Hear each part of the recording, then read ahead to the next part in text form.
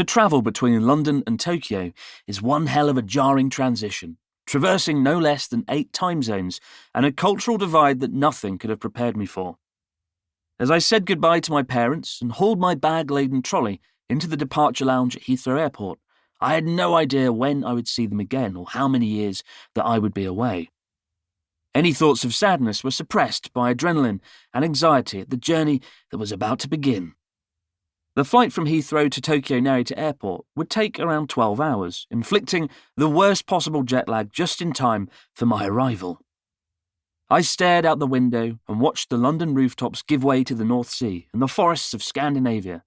Then all signs of civilization gradually faded, as almost all of the flight time was spent 11,500 metres above expanses of remote Siberian tundra.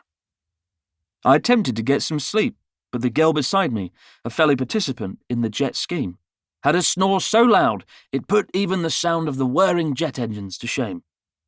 As there was to be no excited chatter on this flight, I leafed through a cheap Japanese phrasebook, eventually falling asleep while trying to memorise my self-introduction for my school speech.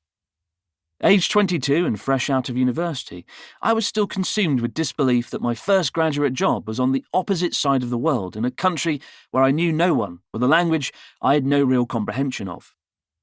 While I'd always hoped to visit Japan, the idea of living there hadn't crossed my mind until the age of 18, when I'd learned about the JET program on a flight to France.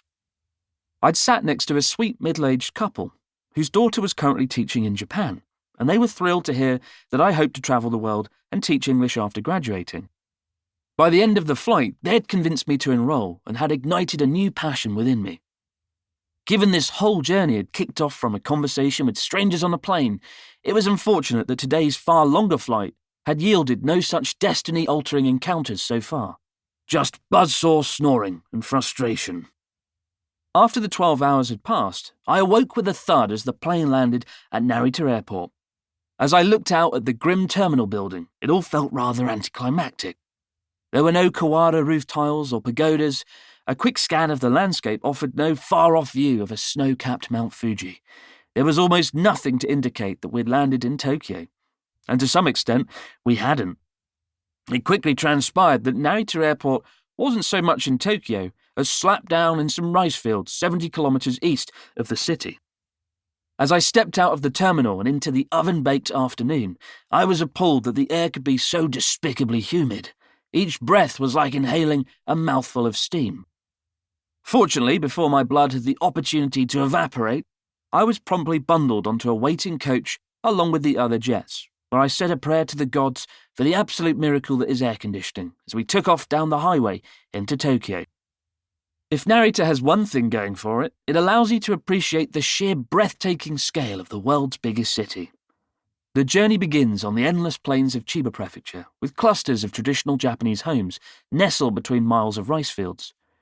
Gradually, towns emerged along the highway, the rice fields replaced by utilitarian apartment blocks, and billboards with smiling men and women grasping must-have beauty products.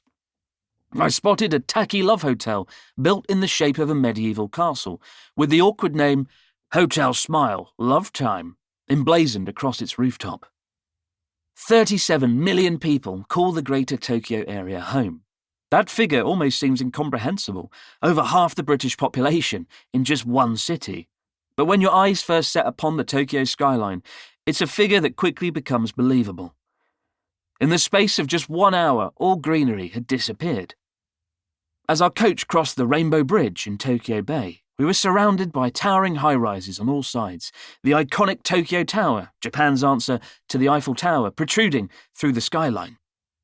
With my face pressed up against the window, I was in absolute awe that no matter where I looked, there were more skyscrapers, more concrete, more chaos. In terms of sheer scale, it made an absolute mockery of London. Snaking its way along ever more complicated highways and overpasses, sandwiched between rows of buildings plastered in billboards of glamorous celebrities tempting us with Asahi beer and Suntory whiskey, our coach took us deeper into the heart of Tokyo. The 2-hour drive felt more like a theme park ride, my stomach dropping as we were launched up and down a succession of highway ramps. But at last we arrived at the prestigious Keio Plaza Hotel in Shinjuku's skyscraper district.